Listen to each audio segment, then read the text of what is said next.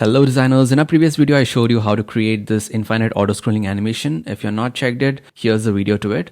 And in this video I'm going to show you a different variation of this one and that is right here. So this happens on click of a button instead of an automatic infinite scrolling. Here you can click on these buttons and it animates, and you can also see a page indicator at the bottom. So as you reach the first page, this gets disabled, and as you reach the last page, this gets disabled, right? So this is a very simple variation of the same thing. All you have to do is just introduce the buttons and add interactions to it, right? So jumping straight onto my screen, and what I did here was add two buttons here. So these are just normal buttons with a chevron on the left and just a frame, and the same thing on the right as well. And the frame inside this is the same thing that we used in the initial video. So if you want to see how to create this and also where I got these amazing images from, just check out this video.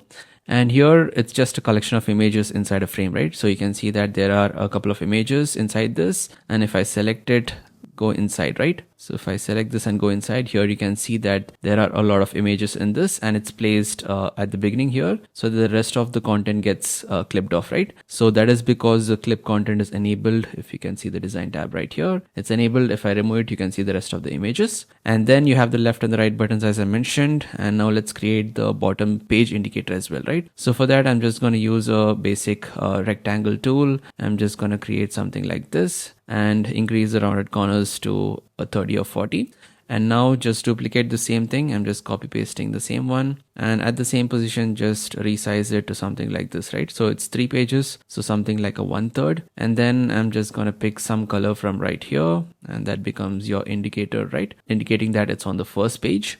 And with that, I think we are done. I'll just select this part right here, group it and place it at the center of this so that it's at the center like this, and looks good, right? So all you got to do is just select all of this and make it a component. So I'm just clicking on this button which creates a component. I'll place it at the bottom because we'll add variants to this. So just go to this add property and say variant, and now you can start adding variants. I want to have like 3 pages here, so I'm just adding 3 variants. So in the second one, second variant, the first one looks good, right? So in the second variant, just select the frame right here and tap on enter. That selects all the content inside it, and now just move it, right? So I'm just gonna move it to something like this. This becomes your first page, right? So make sure you're sticking to this edge, right? So there you go, it's sticking exactly to this edge right here. So that becomes your first page. And then let's move on to the final state and just press enter, and now you can just align it completely to the right, right? So all I have to do is just press shift, and this becomes a group now, and just tap on this one. It aligns it completely to the right. And with that, I guess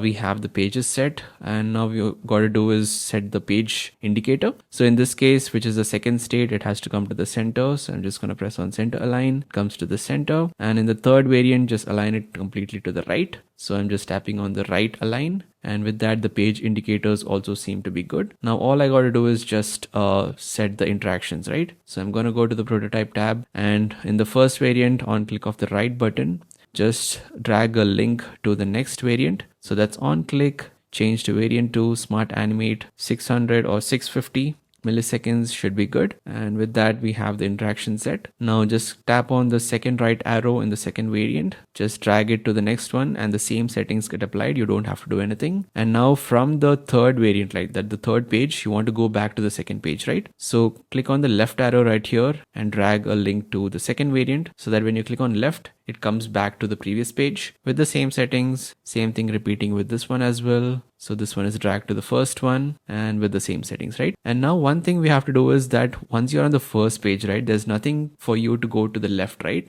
So for that reasons, just select the first arrow that is on the left and change the opacity of this one to something like 20. So I'm just tapping on 2, and that changes it to 20%. Same thing when you're on the last and the final page, there's nothing more for you to go to the next page, right? So that reason I'm going to disable this button as well. So I'm making this 20% opacity. So with that, I guess everything looks good. All we got to do is just copy an instance of this component right here, and I'm going to paste it on the frame that we are working on, just aligning it to the center of the page. And now let's just preview this and see how that works, right? Hopefully it should work fine. So shift spacebar, that opens up the preview window. I'm just going to resize this a bit, and tapping on the right arrow, there you go.